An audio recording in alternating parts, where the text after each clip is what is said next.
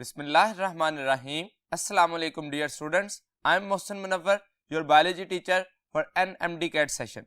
आज के इस लेक्चर में हम full length paper number 4 discuss करेंगे जिसमें पीएमसी का कंप्लीट सिलेबस शामिल है। तो टेस्ट की डिस्कशन के लिए चलते हैं बोर्ड की तरफ।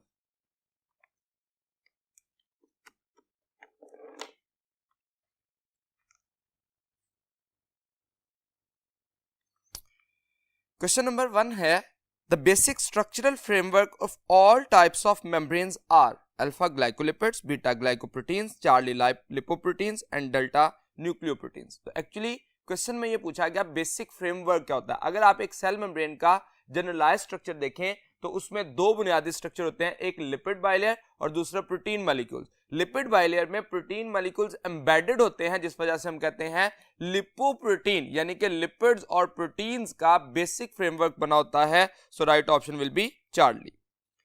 Question number 2, cell wall of slime mould is mainly composed of. अब स्लाइम मोल्ड क्या है? ये फंजाई लाइक या फंगस लाइक प्रोटिस्ट है और इसकी सेल वॉल हम जानते हैं सेलुलोजिक सेल वॉल होती है। तो गिवन ऑप्शन में चार्ली राइट ऑप्शन है।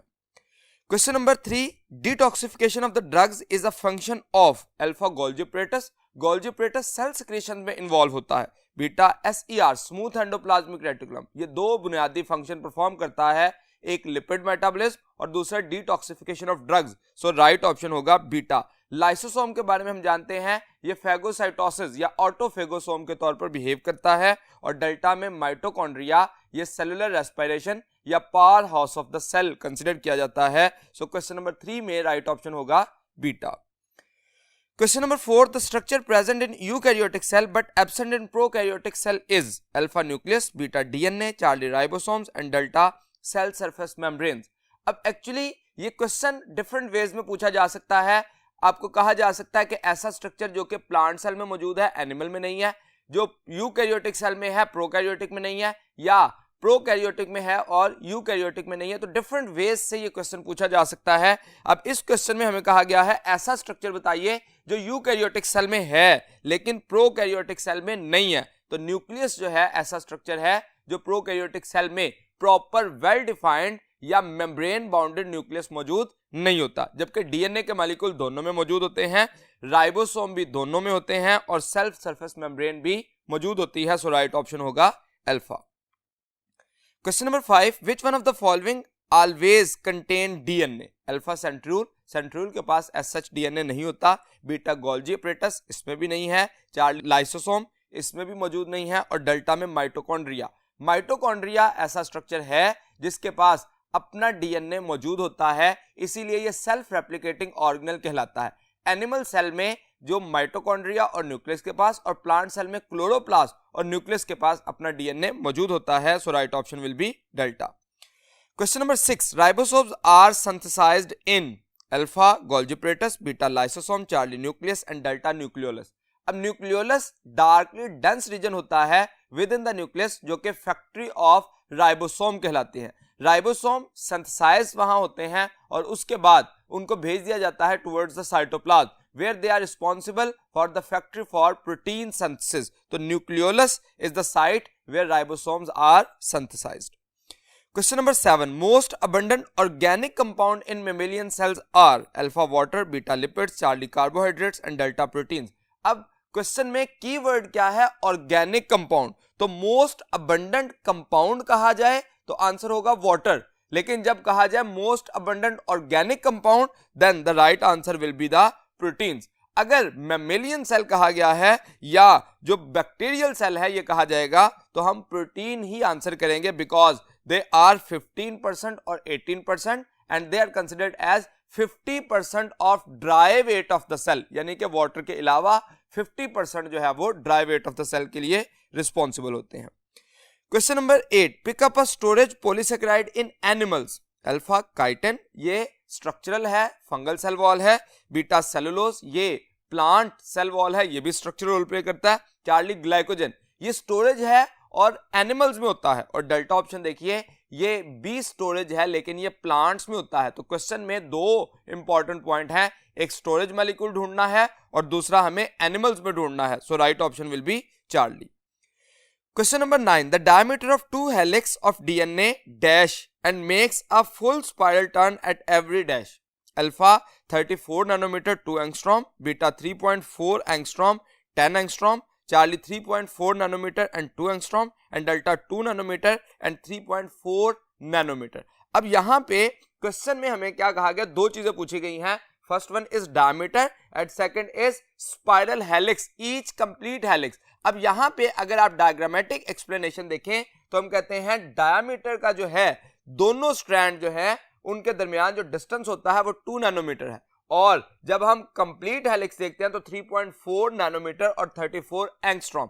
लेकिन अगर हम देखें टू कंसेक्टिव बेस पेयर्स के दरमियान या सक्सेसिव बेस पेयर्स के दरमियान जो डिस्टेंस है वो 0.34 नैनोमीटर या इसी को कंसिडर किया जाता है 3.4 एंगस्ट्रॉम. तो एक्चुअली 10 बेस पेयर्स मौजूद होते हैं एक हेलिक्स में, तो 2 जो स्ट्रक्चर होंगे जो कि सक्सेसिव हैं उनके दरमियान ये डिस्टेंस कंसिडर किया जाएगा. सो गिवन ऑप्शन में 2 नैनोमीटर एंड 34 एंगस्ट्रॉम और 3.4 नैनोमीटर कंसिडर किया जाएगा. So right option will be delta.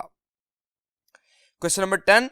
The abundant carbohydrate in nature is alpha starch, beta glycogen, charlie chitin and delta cellulose. तो सेलुलोज मोस्ट अबंडेंट कार्बोहाइड्रेट है nature में, और pure form of जो cotton है या pure form of cellulose जो है वो कॉटन कंसिडर की जाती है. So right option will be delta.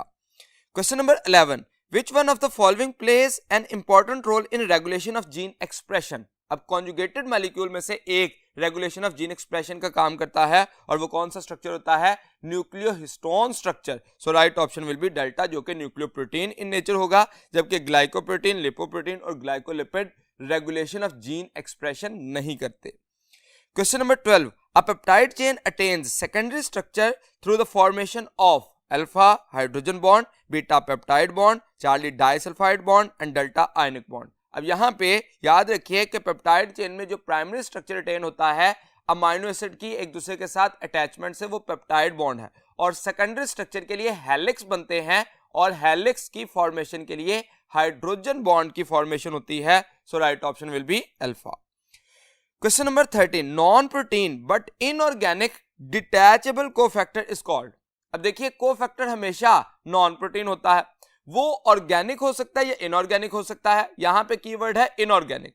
Inorganic जो है वो अब डिटैचेबल अगर हो तो उसको हम नाम देते हैं एक्टिवेटर, और अगर नॉन डिटैचेबल हो यानी कि कोवलेंटली बॉन्डेड हो तो उसको हम कहते हैं प्रोस्थेटिक ग्रुप, और अगर वो ऑर्गेनिक हो और लूजली बॉन्ड हो तो उसके लिए वर्ड इस्तेमाल किया जाता है कोएंजाइम. सो यहां पे डिटैचेबल, इनऑर्गेनिक और लूजली अटैच, डिटैचेबल की बजाय हम लूजली अटैच का लफ्ज इस्तेमाल कर सकते हैं. तो इनऑर्गेनिक और लूजली अटैच हमेशा एक्टिवेटर कंसीडर किया जाता है. So right option will be alpha. Question number 14. An enzyme that undergoes reversible changes in shape and in catalytic activity when control substrate bind called alpha apoenzyme, beta haloenzyme, charlie allosteric enzyme and delta ribozyme. तो यहां पे reversible changes in shape and in catalytic activity when control substance bind is called allosteric enzyme. तो actually allosteric enzyme जो है वो ये consider किया जाता है. So right option will be Charlie. Question number 15. They occupy the active site by forming covalent bond. अब covalent bond बनाने से जो स्ट्रक्चर, अब इनहिबिटर जो है वो ऑक्यूपाई करते हैं इन प्लेस ऑफ सबस्ट्रेट. अगर टेम्परेरीली बाइंड करें तो उसको हम नाम देते हैं रिवर्सिबल इनहिबिटर, और अगर परमानेंटली बाइंड करें तो उसको हम नाम देते हैं irreversible inhibitor. So covalent bond will responsible to be formed by irreversible inhibitor. So right option will be delta. Question number 16. In respiratory electron transport chain, cytochrome A is oxidized by alpha cytochrome C, beta coenzyme Q, charlie cytochrome A3 and delta cytochrome A. तो respiratory chain में cytochrome A जो है उसको oxidise करता है A3. तो actually जो तरतीब है मॉलिक्यूल की वो क्या है, cytochrome B, then C, then A and A3. तो एक्चुअली इसी तरतीब में ऑक्सीडेशन और रिडक्शन का प्रोसेस हो रहा होता है. यहाँ पे A ऑक्सीडाइज किससे होता है, A3 से. So right option will be Charlie. Question number 17. Carbon dioxide fixation occurs at. अब सबसे पहले हमें यह पता होना चाहिए कार्बन डाइऑक्साइड फिक्सेशन है क्या. That is actually a Calvin cycle, और डार्क रिएक्शन। तो केल्विन साइकिल या डार्क रिएक्शन जो है वो स्ट्रोमा ऑफ क्लोरोप्लास्ट में होता है। सो गिवन ऑप्शन में राइट है alpha.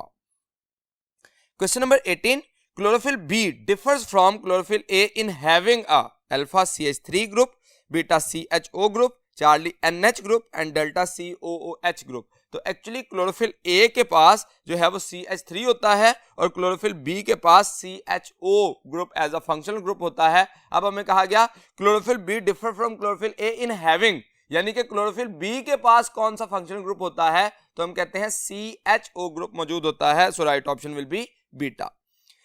Question number 19. The synthesis of ATP during photosynthesis is referred to as alpha substrate level phosphorylation, beta photophosphorylation, Charlie cyclic phosphorylation and delta oxidative phosphorylation। अब देखिए जब photosynthesis के दौरान हो रहा है तो actually light as a main source इसमें रिस्पॉन्सिबल होती है, जिस वजह से उसको हम नाम देते हैं photophosphorylation. So right option will be beta. अब अगर हम सबस्ट्रेट लेवल की बात करें तो ग्लाइकोलिसिस और क्रेब्स साइकिल में जो एटीपी जनरेट होती है वो सबस्ट्रेट लेवल फॉस्फोराइलेशन कहलाती है। Oxidative phosphorylation electron transport chain में बनने वाली एटीपी जो है वो ऑक्सीडेटिव फॉस्फोराइलेशन कंसिडर की जाती है। Question number 20, pick up the correct sequence of non-cyclic electron flow during light reaction of photosynthesis, alpha cytochrome complex, plastoquinone, plastocyanin। अब देखिए हम जानते हैं प्लास्टोक्विनोन पहले आता है, फिर उसके बाद साइटोक्रोम कम्प्लेक्स एंड देन प्लास्टोसायनिन। तो ये तीनों की तरतीब इलेक्ट्रॉन ट्रांसपोर्ट चेन में ये होती है जो कि डेल्टा ऑप्शन देखिए उसमें plastoquinone, cytochrome complex and plastocyanin exact sequence जो है वो दिया गया। Question number 21, carrier of the respiratory chain are located on alpha matrix of mitochondria, beta outer membrane of mitochondria, charlie inner membrane of mitochondria and delta cytoplasmic matrix। तो carrier of respiratory chain जो है वो मौजूद होते हैं inner membrane of mitochondria, जहां पे electron transport chain जो है वो उसका प्रोसेस चलता है। So right option will be Charlie. Question number 22, the number of capsomeres present in the capsid of adenovirus is alpha 162, beta 100, Charlie 252 and delta 350। तो actually adenovirus के बारे में पूछा गया। हम जानते हैं कि कैप्सिड प्रोटीन कोट होता है जिसके अंदर कैप्सोमेर की तादाद उस प्रोटीन कोट के स्ट्रक्चर को डिफाइन करती है। तो एडिनोवायरस के केस में कैप्सोमेर की तादाद जो है वो 252 होती है। So right option is Charlie. Question number 23, tobacco mosaic virus is alpha tadpole like, beta spherical like, Charlie rod shaped and delta hexagonal. तो एक्चुअली यहाँ पे जो टोबैको मोज़ेक वायरस TMV है उसकी शेप के अकॉर्डिंग क्वेश्चन है जो कि रॉड शेप्ड वायरसेस कंसिडर किए जाते हैं। So right option is Charlie. Question number 24, in HIV virus reverse transcriptase converts single stranded RNA into double stranded viral DNA। This process is called alpha duplication, beta translation, Charlie replication and delta reverse transcription. तो question में देखिए reverse transcriptase के जरिए जब single stranded RNA double stranded viral DNA में convert होता है तो उसको नाम दिया जाता है reverse transcription. So right option is delta. Question number 25, all viruses can reproduce within the living organism only so they are non age. ऐसे वायरसेस या पैरासाइट जो कि inside the living organism only in the host organism जो develop करें या reproduce करें उनको हम नाम देते हैं ऑब्लिगेट इंट्रासेलुलर पैरासाइट्स। तो इनमें गिवन ऑप्शन में से डेल्टा राइट ऑप्शन है। जब हम कहते हैं फैकल्टेटिव पैरासाइट तो इसका मतलब होता है they can survive inside the living organism और can survive outside the living organism. यहां पे क्योंकि only inside the living organism कहा गया so right option will be obligate intracellular parasites. Question number 26, when flagella surround the whole cell of bacteria the condition is known as alpha atrichous, atrichous कहा जाता है जिसके गिर्द कोई flagella नहीं होता, बीटा पेरिट्राइकस, पेरिट्राइकस जो है यहाँ पे देखिए एक फ्लैजिलम के गिर्द जो है वो पूरी बॉडी पे मैनी फ्लैजिला जब मौजूद होते हैं उसको पेरिट्राइकस कहा जाता है। मोनोट्राइकस का मतलब होता है सिंगल फ्लैजिलम एंड लोफोट्राइकस का मतलब है tuft of flagella at single pole of the body, यानी कि एक बैक्टीरिया के अगर एक साइड पर सिर्फ फॉर एग्जांपल ये बैक्टीरिया हम एक कंसिडर करें तो इसकी बॉडी के एक साइड पर अगर यहां पे टफ्ट बनता है तो उसको नाम दिया जाता है लोफोट्राइकस। तो हमें यहां पे क्वेश्चन में पूरी बॉडी पे पूछा गया है, सो राइट ऑप्शन क्या होगा, beta peritrichous. Question number 27, nucleoid in bacteria can be made visible with alpha acidic stain, beta Gram stain, Charlie basic stain and delta Feulgen stain. अब देखिए ये बेसिक स्टेन भी आंसर ठीक है, लेकिन ये एक जनरलाइज्ड ऑप्शन हो जाएगा, लेकिन डेल्टा ऑप्शन में फुल्गन स्टेन दिया गया जो कि एग्जैक्ट नेम है उस स्टेन का जिसके जरिए न्यूक्लियोइड को, जो कि बैक्टीरियल जेनेटिक मटेरियल है, उसको स्टेन करने के लिए इस्तेमाल किया जाता है। So right option is delta. Question number 28, chlorophyta are considered to be closest to plant but do not resemble plant in having alpha chlorophyll A and B, beta starch as stored food, charlie cellulose cell wall and delta multicellular sex organ। अब देखिए plant और plant like protist जो हैं वो उनमें बाकी सारी similarity हैं, लेकिन जो एक डिफरेंस होता है वो क्या है, unicellular sex organ in case of protist but multicellular sex organ in case of plants. So right option क्या होगा, जिस वजह से रिजेंबल नहीं करता, that will be delta multicellular sex organ. Question number 29, fungi are more closely related to alpha algae, beta plants, charlie animal and delta bacteria. तो actually fungi जो हैं मोर क्लोजली रिलेटेड होते हैं एनिमल्स के because of heterotrophic mode of nutrition. ये एक another condition है कि हेट्रोट्रॉफिक जो है वो फंजाई में और ज्यादा एडवांस होता है, जिसको हम एब्जॉर्प्टिव हेट्रोट्रॉफ कहते हैं, जबकि एनिमल्स में इंजेस्टिव हेट्रोट्रॉफ्स कंसिडर किए जाते हैं। Question number 30, all of the following are characteristics of the organism of kingdom plantae except alpha multicellular, beta eukaryotic, charlie autotroph. ये तीनों ऑप्शंस ठीक है, लेकिन डेल्टा में देखिए न्यूक्लियर माइटोसिस। तो न्यूक्लियर माइटोसिस ऐसा प्रोसेस है जो कि फंजाई में होता है, प्लांट में नहीं होता। तो इसका मतलब हमें क्वेश्चन में एक्सेप्ट का वर्ड दिया गया है, जिसका मतलब हमें वो ऑप्शन चूज करना जो प्लांट में नहीं है। तो प्लांट में जो नहीं है that is nuclear mitosis, that is a fungal property. Question number 31, all of the following are diagnostic features of plants except alpha they possess chlorophyll, ये डायग्नोस्टिक फीचर है, beta their cells have cell wall, ये भी इसका diagnostic feature है, Charlie they possess cuticle, ये भी होते हैं, delta they have ingestive mode of nutrition. ये प्लांट्स जो हैं वो हमेशा ट्रूली ऑटोट्रॉफ होते हैं, चाहे कोई भी प्लांट हो वो ऑटोट्रॉफिक होते हैं, वो कभी हेट्रोट्रॉफिक नहीं हो सकते। सो डेल्टा एक्सेप्शनल केस है, that is not the diagnostic feature of the plants. Question number 32, a true animal is alpha unicellular, prokaryotic, autotrophic. कभी भी जो एनिमल है वो यूकैरियोटिक होगा और हेट्रोट्रॉफिक होगा, इसलिए ये बात गलत है। Beta unicellular, eukaryotic, absorptive, absorptive नहीं होता, इंजेस्टिव होता है, इसलिए ये भी गलत हो गया। Charlie multicellular, eukaryotic, autotrophic, autotrophic नहीं होता, हेट्रोट्रॉफिक, इसलिए ये भी गलत हो गया। और डेल्टा में मल्टीसेलुलर, यूकैरियोटिक और heterotrophic, that is most suitable option. So 32 में डेल्टा राइट ऑप्शन होगा, that represents the true animal diagnostic features. Question number 33, which of the following blood vessel have the highest pressure of blood?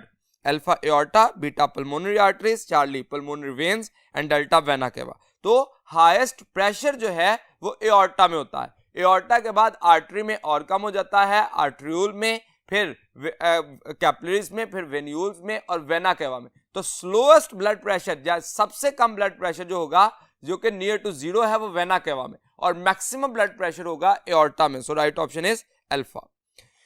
Question number 34, in case of snake bites which immunity is produced? Alpha artificial passive immunity, beta artificial active immunity, Charlie natural passive immunity and delta natural active immunity. अब देखिए snake bite जो है वो passive immunisation होती है और उसके लिए हम आर्टिफिशियली वैक्सीनेट करते हैं। सो आर्टिफिशियल पैसिव इम्यूनिटी जो है वो राइट ऑप्शन कंसिडर किया जाएगा। Question number 35, it is a fluid in transit between interstitial fluid and the blood. Alpha pericardial fluid, ये तो पेरिकार्डियम में जो हार्ट के गिर्द फ्लूइड मौजूद होता है उसको नाम दिया जाता है beta lymph. Lymph is the right option, जो कि इंटरस्टिशियल फ्लूइड और ब्लड के दरमियान जो फ्लूइड होता है, जो कि लिम्फ डक्ट्स जो है वो उनमें ट्रेवल करता है, उसको हम नाम देते हैं लिम्फ। चार्ली प्लूरल फ्लूइड ये लंग्स के गिर्द होता है, और डेल्टा एमनियोटिक फ्लूइड जो कि डेवलपिंग ऑफस्प्रिंग के गिर्द जो फ्लूइड बनता है एमनियोटिक सैक में, उसको एमनियोटिक फ्लूइड का नाम दिया जाता है। सो गिवन ऑप्शन में से लिम्फ एक मोस्ट सुटेबल ऑप्शन कंसिडर किया जाएगा। Question number 36, a person got an infection, he became ill but then he survived. What do you think? Which type of immunity he would have developed? अब देखिए एक person इल हुआ, question में कहीं नहीं कहा गया कि उसने मेडिकेशन इस्तेमाल की, उसने कोई और प्रोसेस, कोई एंटीबॉडीज लगवाई या कोई वैक्सीन दी, कुछ नहीं किया, बल्कि ही रिकवर्ड। इसका मतलब ये हुआ कि उसकी बॉडी में किसी किस्म की कोई इंफेक्शियस एजेंट आया, फॉरेन इन्वेडर आए और बॉडी ने रिस्पॉन्स किया नेचुरली। तो इसका मतलब इसको हम कहेंगे naturally induced active immunity. Body antibodies produce करना शुरू कर देगी और आइंदा के लिए वो पर्सन जो है वो उस प्रॉब्लम के लिए इम्यून हो सकता है। So right option will be alpha. Question number 37, most important pathway for transport of water and solute in roots is. अब देखिए रूट में 3 किस्म के पाथवेज को यूज किया जाता है, जिसको हम कहते हैं एपोप्लास्ट पाथवे, सिम्प्लास्ट पाथवे और वैक्यूलर पाथवे। जो मोस्ट इंपॉर्टेंट पाथवे हमारी बुक में कंसीडर किया गया that is apoplast pathway. So right option will be beta.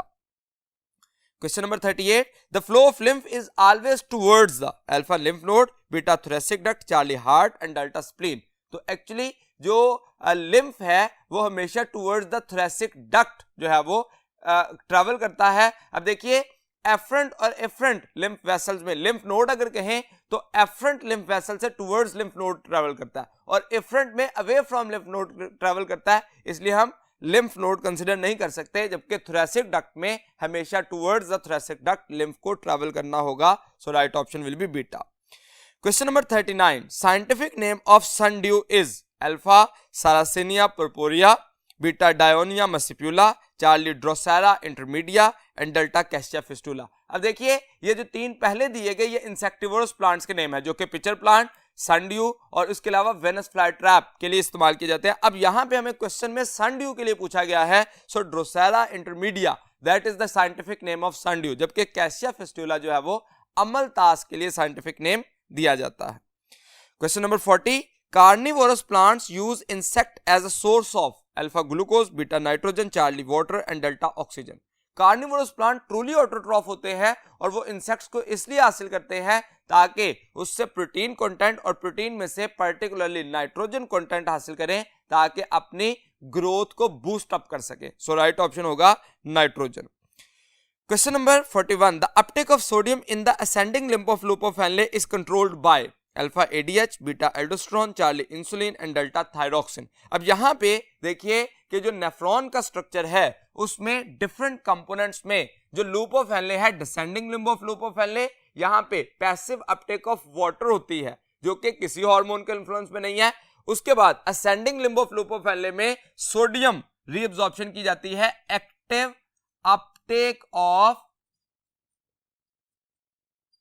Sodium, और इस एक्टिव अपटेक ऑफ सोडियम के लिए एल्डोस्टेरोन एक मेन रोल प्ले करता है। तो इसका मतलब एल्डोस्टेरोन की वजह से होगा, जबकि जो कलेक्टिंग डक्ट है उससे रीअब्जॉर्प्शन ऑफ वाटर होती है and that is done due to the presence of a hormone ADH, जिसको एंटी डायूरेटिक हार्मोन का नाम भी दिया जाता है। Question number 42, the body temperature of human is regulated and stabilised by. तो ह्यूमन बॉडी टेम्परेचर को रेगुलेट करने के लिए जो थर्मोस्टेट के तौर पर काम करता है that is a hypothalamus. So right option will be delta. Question number 43, the distal tubule is located between alpha proximal tubule and collecting duct, beta loop of Henle and collecting duct, Charlie Bowman's capsule and loop of Henle and delta glomerulus and Bowman's capsule. अब देखिए हमें क्या कहा गया है, पूछा गया है डिस्टल ट्यूब्यूल या डिस्टल कन्वोल्यूटेड ट्यूब्यूल का लफ्ज इसके लिए इस्तेमाल किया जाता है। ये किसके दरमियान में है, loop of Henle and collecting duct के दरमियान जो रीजन है वो डिस्टल कन्वोल्यूटेड ट्यूब्यूल कहलाती है। So right option will be beta.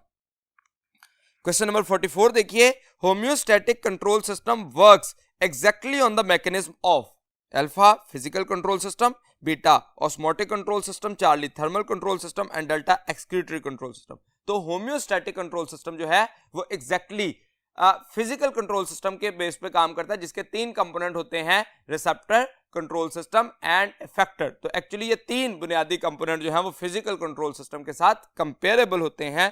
So right option will be alpha.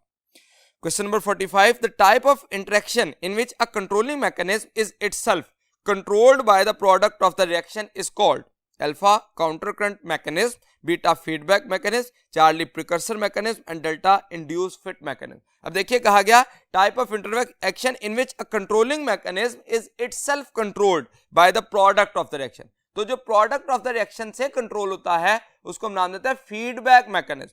Feedback mechanism को हम दूसरे तौर पर भी डिसाइड करते हैं detection of change and signalling for the effectors response. ये भी एक फीडबैक मैकेनिज्म की डेफिनेशन जो है वो की जा सकती है। तो ये दो तरह से फीडबैक मैकेनिज्म को डिफाइन किया जा सकता है।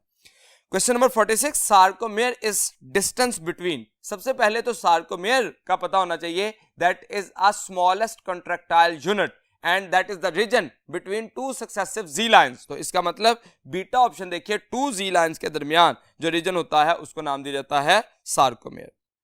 Question number 47, intercalated discs are characteristic feature of alpha smooth muscle. Smooth muscle में ऐसा डिस्क नहीं बनती।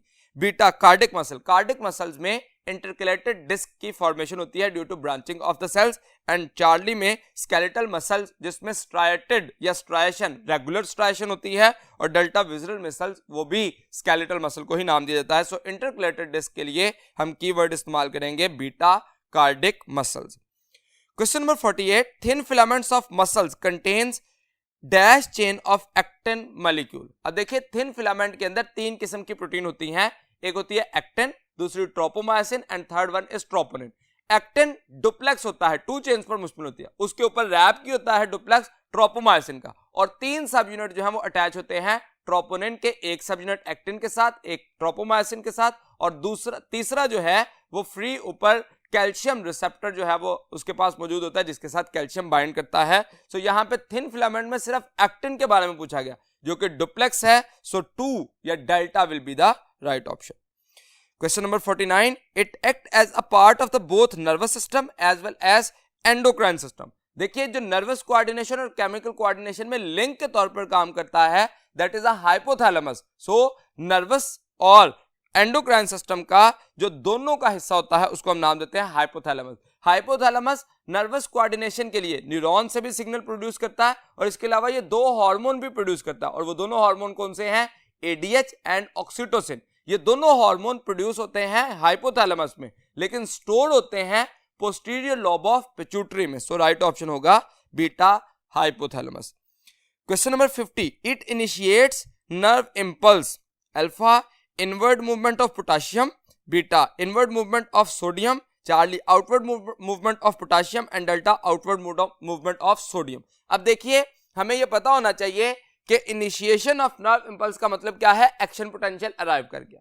अब एक्शन पोटेंशियल के दौरान इनवर्ड मूवमेंट ऑफ सोडियम हो रही होती है और आउटवर्ड मूवमेंट ऑफ पोटाशियम हो रही होती है। अब यहां पे क्वेश्चन क्या है? That is inward movement of sodium. जब अब यहां पे दोनों बीटा ऑप्शन और चार्ली ऑप्शन में दोनों पॉइंट लिखे गए, लेकिन हम ये जानते हैं कि शुरू में जब डीपोलराइजेशन का प्रोसेस होता है तो inward movement of sodium start होती है, और उसके बाद जब रीपोलराइजेशन होती है तो सोडियम की इनवर्ड मूवमेंट रुक जाती है और पोटाशियम आउटवर्ड मूवमेंट स्टार्ट कर देता है। तो इसका मतलब ये हुआ कि इनिशिएशन के वक्त, इनिशिएशन ऑफ नर्व इंपल्स पे inward movement of sodium start होगी और रीपोलराइजेशन पे जाके outward movement of potassium start होगी। So right option will be beta. Question number 51, pick up the hormone which are polypeptide in nature. Alpha insulin and glucagon ये protein in nature होते हैं, beta ADH and oxytocin ये दोनों hormone जो हैं वो polypeptide in nature हैं, जबकि thyroxine, epinephrine and norepinephrine ये अमाइनो एसिड डेरिवेटिव, और टेस्टोस्टेरोन एंड कोर्टिसोल ये स्टीरोल या लिपिड डेरिवेटिव जो है इनको कंसीडर किया जाता है। So right option will be beta. Question number 52, a long extension of a nerve cell extending from the body to synaptic ending on another nerve cell और on muscle cell is called alpha dendron, beta axon, Charlie soma and delta शिवॉन cell. अब देखिए एक neuron से दूसरे तक या effector तक जो मसल तक अटैच है, तो हमेशा याद रखिए जो टुवर्ड्स द मसल सिग्नल को लेके आएगा वो क्या काम करेगा? वो सेल बॉडी से अवे सिग्नल को लेके जा रहा है, और ऐसा रीजन या पार्ट ऑफ न्यूरॉन जो कि away from the cell body signal को लेके जाए वो कहलाता है एक्सॉन, और जो टुवर्ड्स द सेल बॉडी लेके आए वो कहलाता है डेंड्रॉन या डेंड्राइट। इसका मतलब रिसेप्टर जो है वो डेंड्रॉन या डेंड्राइट के साथ अटैच होते हैं और इफेक्टर जो है वो एक्सॉन के साथ अटैच होंगे। So right option will be beta. Question number 53, conduction of action potential from one node of Ranvier to another in myelinated neuron is through alpha hyperpolarization, beta resting membrane potential, Charlie depolarization and delta saltatory conduction. तो actually one node of Ranvier से another तक जो conduction होती है उसको saltatory conduction कहते हैं, जिसकी वजह से स्पीड ऑफ नर्व इंपल्स जो है वो 100 मीटर पर सेकंड से अप्रोक्सीमेटली 120 मीटर पर सेकंड तक बढ़ जाती है। Question number 54, it mainly affects the mucous membrane of urinogenital tract. Alpha syphilis, syphilis जो है ये पर्टिकुलरली ट्रेपोनेमा पैलिडम की वजह से हो रही होती है, जबकि बीटा गोनोरिया ये एक्चुअली यूरिनोजेनिटल ट्रैक्ट को प्रॉपर्ली इफेक्ट करता है। So right option will be beta. AIDS जो है वो एक्चुअली हम कहते हैं इम्यून सिस्टम की डेफिशिएंसी के लिए होता है, और जेनिटल हब्स म्यूकस मेम्ब्रेन को इफेक्ट करने के लिए या आउटर सरफेस पर जो कि विजाइनल ट्रैक को जो है वो रैशेस करने के लिए रिस्पॉन्सिबल हो सकता है। सो gonorrhoea will be the right option, जो कि mucous membrane of urinogenital tract को इफेक्ट करता है। Question number 55, ovulation is suppressed by progesterone via alpha only by inhibition of LH, beta inhibition of LH and stimulation of FSH, Charlie inhibition of FSH and stimulation of LH, and delta inhibition of FSH and inhibition of LH। तो actually ovulation suppressed होती है bye progesterone, और वो क्या करता है, only inhibit करता है LH को। LH का काम, ल्यूटिनाइजिंग हार्मोन का काम क्या है, that is responsible for the ovulation, और ओव्यूलेशन को सप्रेस किया जा सकता है by inhibiting the luteinizing hormone. Question number 56, which of the following hormone acts on the uterus wall for thickening? Alpha progesterone, beta LH, Charlie FSH and delta oxytocin। तो actually जो uterine wall की thickness है उनको start करता है oestrogen, और उसको maintain कौन रखता है, progesterone. So alpha will be the right option, जो कि यूट्राइन वॉल की थिकनिंग का प्रोसेस जो है उसको करेगा। Question number 57, the exchange of segment between homologous chromosome during meiosis is called। अब exchange of non-sister chromatids of homologous chromosome that is called as crossing over। So यहाँ पे exchange of segment of homologous chromosome कहा गया, so Charlie crossing over will be the right option। Question number 58, a dominant relation between IA and IB allele is that of alpha over dominance, beta codominance, Charlie incomplete dominance and delta complete dominance। अब देखिए हम complete dominance कहते हैं जिसमें एक allele दूसरे के effect को कंप्लीटली मास्क कर दे, इनकम्प्लीट में कहते हैं दोनों का इफेक्ट जो है वो इंटरमीडिएट शो हो जाए, लेकिन कोडोमिनेंस में कहते हैं बोथ एक्सप्रेस इंडिपेंडेंटली इन हेट्रोजाइगस कंडीशन। जैसे ए बी ब्लड ग्रुप में दोनों एंटीजन ए और एंटीजन बी दोनों एक्सप्रेस कर जाते हैं, सो आई ए एंड आई बी का जो इफेक्ट होगा वो कोडोमिनेंस कंसिडर किया जाएगा, जिसकी वजह से ए बी ब्लड ग्रुप बनता है। Question number 59, which of the following is an example of X-linked recessive trait? Alpha hemophilia and albinism, beta color blindness and leukemia, Charlie hypophosphatemia and leukemia, और delta color blindness and hemophilia। तो actually haemophilia और colour blindness ये दोनों X-linked recessive trait हैं, जबकि albinism leukaemia ये दोनों जो हैं वो X-linked trait कंसिडर नहीं किए जाते। Question number 60, cross between parent which differ in one contrasting trait is known as alpha monohybrid cross। अब देखिए कीवर्ड क्या है, one contrasting trait। अगर सिंगल कंट्रास्टिंग ट्रेट पे किया जाएगा तो उसे कहेंगे मोनोहाइब्रिड क्रॉस, और अगर टू कंट्रास्टिंग ट्रेट पे होगा तो उसको डाइहाइब्रिड क्रॉस का नाम दिया जाएगा। So right option will be alpha. What about test cross? Test cross हम कहते हैं a cross which is used to check the homozygosity और heterozygosity of an individual, उसको टेस्ट क्रॉस का नाम दिया जाता है। Question number 61, different allele of a gene that are both expressed in a heterozygous condition are called alpha codominance, beta overdominance, Charlie complete dominance and delta dominance। अब different allele of a gene that are both expressed, अब अगर दोनों express कर जाए heterozygous condition में तो उसको हम आंसर करते हैं that is called as codominance. So right option होगा alpha. Question number 62, genotypic ratio of Mendel's law of independent assortment is alpha 3:1, beta 1:2:1 and Charlie 9:3:3:1 and delta 1:2:3:1। तो जब genotypic ratio of Mendel's law of independent assortment की बात करते हैं तो dihybrid cross में ये 9:3:3:1 कंसिडर किया जाता है। So right option will be Charlie. Question number 63. As a result of dihybrid cross made by Mendel, the number of individuals with double homozygous recessive trait was alpha 9/16. अब 9/16 जो है वो दोनों डोमिनेंट करेक्टर जो है वो अपीयर होते थे, 3/16 जिसमें एक डोमिनेंट करेक्टर होता है और एक रिसेसिव, जैसे हम राउंड और टॉल दोनों जो है वो डोमिनेंट है, और राउंड और हम दूसरा जो है वो ड्वार्फ कंसिडर करें वो 3 और 16 होंगी, और इसी तरह से रिंकल्ड और टॉल ये भी 3 और 16 होंगे, और अगर रिंकल्ड एंड ड्वार्फ हो जो कि दोनों रिसेसिव हैं वो 1/16 होंगे। तो अगर होमोजाइगस रिसेसिव ट्रेट हम डिटरमिन करना चाह रहे हैं तो राइट ऑप्शन होगा Charlie 1/16। Question number 64. The joining of Okazaki fragments is carried out by alpha DNA helicase, helicase का काम अनवाइंडिंग होता है, ज्वाइनिंग नहीं होता। बीटा डीएनए पॉलीमरेज ये एडिशन ऑफ न्यूक्लियोटाइड के लिए काम करता है, सो ये भी राइट ऑप्शन नहीं है।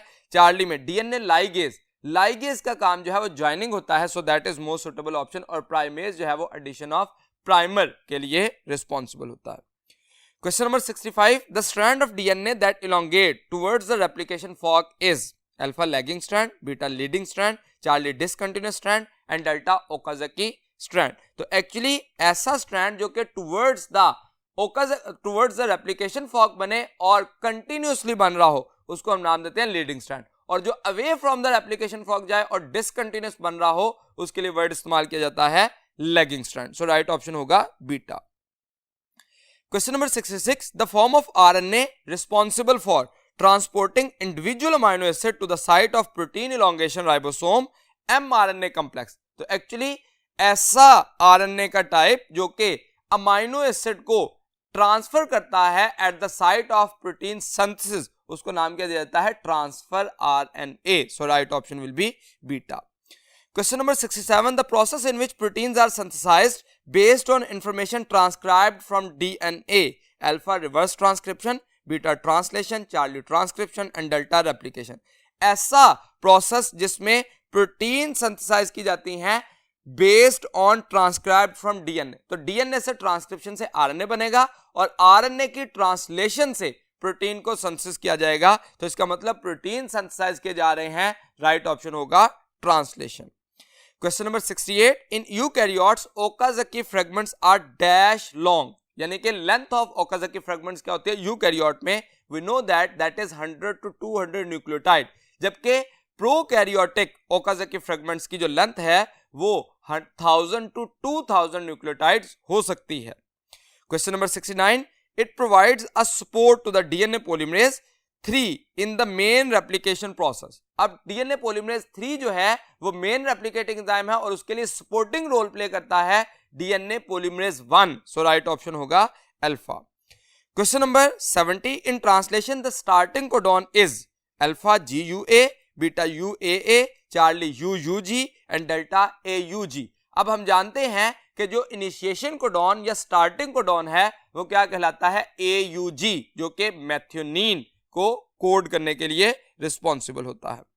क्वेश्चन नंबर 71 देखिए, flagella might have arisen through the injection of alpha cyanobacteria, beta Chlamydomonas, Charlie spirochaete and delta Paramecium. हम जानते हैं स्पाइरोचीट जो हैं वो thin and flexible helical form में होते हैं, और जिस वक्त एंडोसिम्बायोंट और मेम्ब्रेन इन्वेजिनेशन हाइपोथेसिस पढ़ी जाती है तो in case of the endosymbiont theory हम ये कहते हैं कि एक लार्जर बैक्टीरिया ने कुछ स्मॉलर बैक्टीरिया इनगल्फ किए थे जिसकी वजह से प्रोकैरियोटिक सेल यूकैरियोटिक में कन्वर्ट हो गया। जैसे कि जब एक लार्जर बैक्टीरिया जो है वो एरोबिक बैक्टीरिया को इनगल्फ करता है और उसमें सिम्बायोटिक रिलेशन से रहना शुरू कर देते हैं, वो माइटोकॉन्ड्रिया बनाता है। इसी तरह से स्पाइरोचीट जो कि हेलिकल बैक्टीरिया है उनकी पार्शियल इंजेक्शन होती है जिसकी वजह से वो फ्लैजिला लाइक जो है वो बिहेव करना शुरू कर देते हैं, सो spirochaete will be the right option.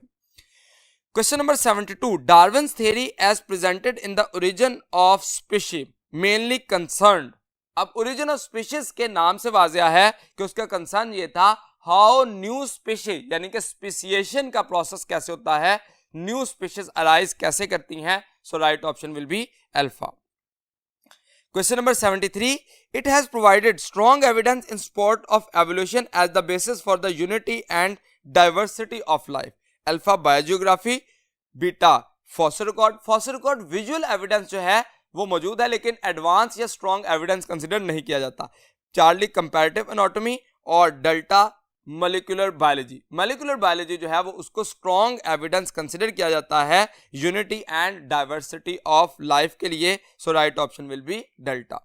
Question number 74, a technique employed in the identification of individual by their respective nucleotide sequence of DNA is called alpha DNA sequencing, beta DNA analysis, Charlie DNA fingerprinting and delta DNA analysis और DNA fingerprinting। अब देखिए, जब हम किसी भी किस्म के nucleotide sequence को डिटरमिन करना चाह रहे होते हैं तो डीएनए एनालिसिस और डीएनए फिंगरप्रिंटिंग का प्रोसेस जो है वो किया जाता है। So right option will be delta. Question number 75, the use of transgenic farm animals to produce pharmaceutical products is termed as alpha gene therapy, beta gene farming।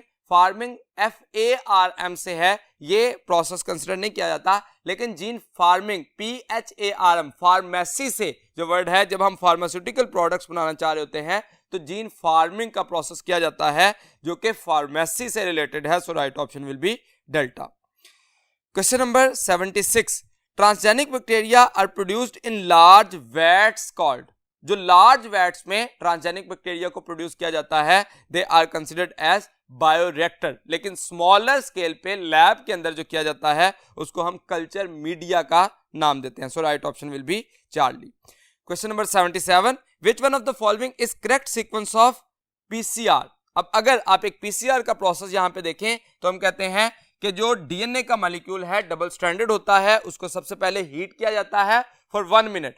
Heating के बाद cooling का प्रोसेस किया जाता है 2 मिनट, और उसके बाद addition of primer, यानी कि फर्स्ट स्टेप है heating, second cooling, third one addition of primer and fourth one addition of DNA polymerase and fifth one is recycling. ये प्रोसेस अगर देखें तो अल्फा में ये सारा जो है वो बताया गया, heating, cooling, primer addition and copying of strand, जो कि डीएनए पॉलीमरेज को ऐड करके, टैग पॉलीमरेज को ऐड करके हासिल किया जाता है। So alpha is the most suitable option. Question number 78, the fragment of DNA can be separated according to their length by. अब सेगमेंट्स को अलग करने के लिए जो हम प्रोसेस इस्तेमाल करते हैं दैट इज जेल इलेक्ट्रोफोरेसिस। इस प्रोसेस के जरिए on the basis of the size of the fragments isolate किए जा सकते हैं। Question number 79, dash act as an ideal expression system in recombinant DNA technology. अब रिकम्बिनेंट डीएनए टेक्नोलॉजी में दो स्ट्रक्चर जो हैं वो एज अ एक्सप्रेशन सिस्टम इस्तेमाल किए जा सकते हैं, बैक्टीरिया एंड वायरसेस, लेकिन आइडियल एक्सप्रेशन सिस्टम के तौर पर जो यूज किया जाता है that is called as a bacteria. So right option will be delta. Question number 80, therapeutic and diagnostic proteins are produced by transgenic animal in their alpha urine, beta sweat, Charlie milk and delta blood. अब therapeutic and diagnostic proteins are produced by transgenic animal in their milk. Urine को prefer किया जाता है milk पे, milk के जरिए भी produce की जा सकती हैं, लेकिन मिल्क के अंदर अनदर प्रोटीन्स होने की वजह से उसकी प्योरिफिकेशन का प्रोसेस जो है वो टफ हो जाता है। So urine is the best vehicle for the production of biotechnological products. यहां तक आज की हमारी टेस्ट की डिस्कशन कंप्लीट हुई। उम्मीद है कि मैं अपनी बात आपको समझाने में कामयाब रहा। अगले लेक्चर तक के लिए दीजिए इजाजत। अल्लाह हाफिज।